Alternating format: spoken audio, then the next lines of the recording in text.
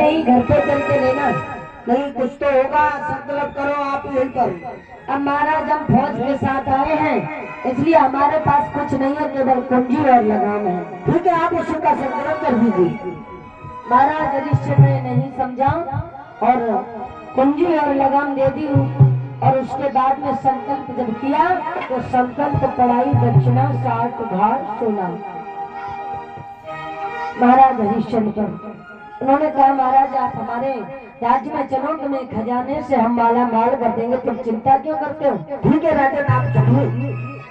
आज संत महात्मा को लेकर के महाराज हरिश्चंद्र अपनी अवध नगरी में पहुंचे हैं और मंत्री से कहा, ओ मंत्री भैया, अरे महाराज बड़ी दूर से आए, इन्हें खजाने में से खजाना दे दो निकाल करके। महाराज पहले आप चाबी दीजिए, उसके बाद मैं इनको खजाना दूंगा। चाबी? हाँ अभी दे रहे हो। जैसे जेब में हाथ डाला तो कुंजी और लगाम तो दे ही चुके थे। अब कुंजी में महाराज जितना सोना चांदी खजाना है, जितना भी धन है, सब कुंजी में आ गया और लगाम भी उन्हीं के पास थी। तो हाथी घोड़े सैनिक जितने भी थे, सारा राज्य महात्मा के साथ चला गया। बोलिए गोविंद भगवान की। आज महाराज हरिश्चंद्र के पसीना आ जाता है। परिचित जी, जब किसी व्यक्ति का धोखे से कोई कार्य गलत हो जाए, जमीन चली जाए, घर चला जाए, तो उसको पछतावा होता है। महाराज हरिश्चंद्र के भी चेहरे पर पसीना आ गया। उन्होंने कहा दोगे या नहीं दोगे।